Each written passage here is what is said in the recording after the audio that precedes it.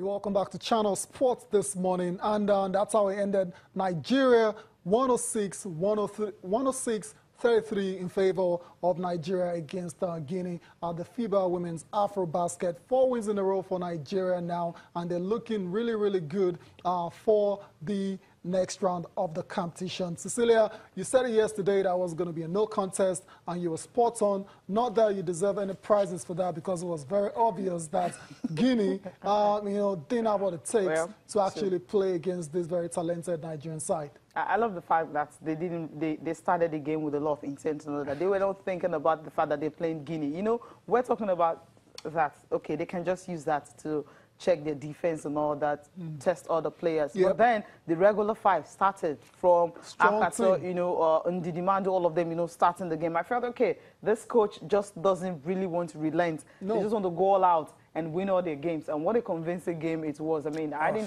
pity the Guineans. So you're using convincing? That was a massacre. Like, that was a total annihilation. All of them. 106-33. That's huge. I mean, that was huge. For the girls, the biggest margin so far. The confirmation of the result, Nigeria 106 and Guinea 33, the way it ended. But then you have some top stars, as usual, who just made the day. I mean, Evelyn Akato, when you're third overall pick, WNB and all that, you're playing for Dallas Wings, you're coming into a tournament, despite the fact that she joined the tournament late.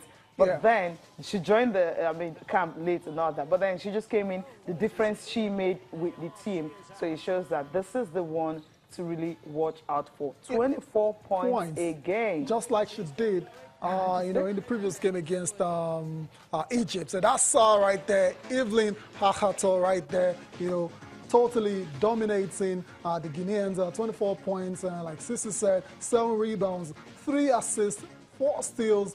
Efficiency again, top notch, plus 32. So, Cecilia, just like I said yesterday, if we get to a point where it's getting really tough and you need a player to take over the game for you, just give it to her. Just give it to her and let her do her thing, right?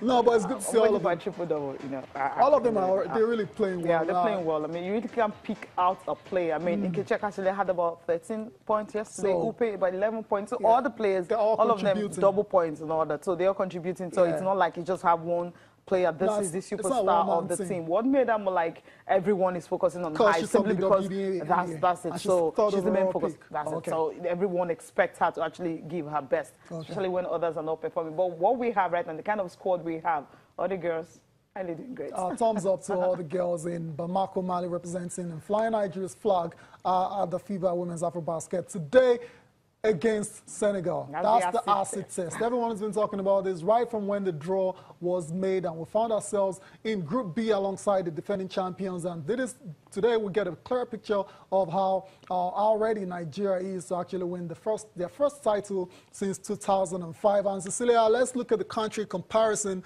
And unlike yesterday, where it was so one-sided in favor of Nigeria, if you have a look at this now, you won't be as confident as you were going into that match against Guinea. 2-point field goals. You can see the Senegalese have the edge there, 51.4%. Compared to Nigeria's 48.6%. Same thing with the 3-pointers. They have the edge, but when you now get to the rebounds, Nigeria has the edge in that one, 50, right? Compared to the Senegalese 43.5 assists as well, too. That's close. Yeah, very close. Senegalese is the same. Assists is the same. So rebounds still close a little bit. Then turnover. Okay. We have the edge there. Definitely. We have the edge there. So we're turning the ball over less than Senegal. So that might be something to really take advantage of against the Senegalese side, and the steals as well. Also, take advantage of that. We have to points in the paint. Just look at our dominance in the paint compared to Senegal, 46-21. And we've got bench. So we've got bench as well. So 42. So it's like the bench and the steals is going to do it, and the turnover just take advantage of what you have and turn it around. I like that bench points though. 42-25. It's massive. Percentage is huge.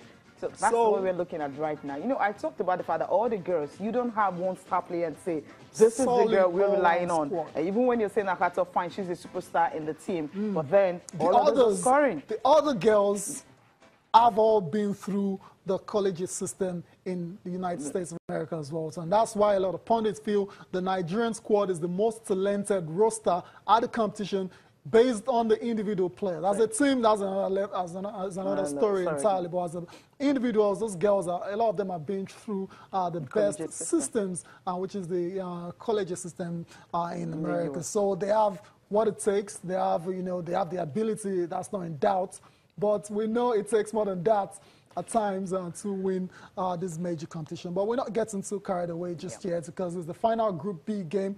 Nigeria through to the quarterfinals already. So this is just a formality, really. But then it's always good to maintain your winning momentum. We'll see how it pans out today. Cecilia, what time is this? I think it's late time in the day. Yeah, at night. It's going to be in the night from 10 p.m. tonight. So it's going to be a night's game. You can stay awake and just watch the girls and see how it's going to be because this is the biggest game ever. They've just been having a lot of preparations up to this one. But this is the big one. If they can beat Senegal tonight, I know, okay, they're good for the title. That's laying down a marker, right? That would be a proper marker if they can do it. So they have what it takes. I mean, they have what it takes. They've got it. They've got it. Yeah. Okay. So all the best to the Tigers. Yeah.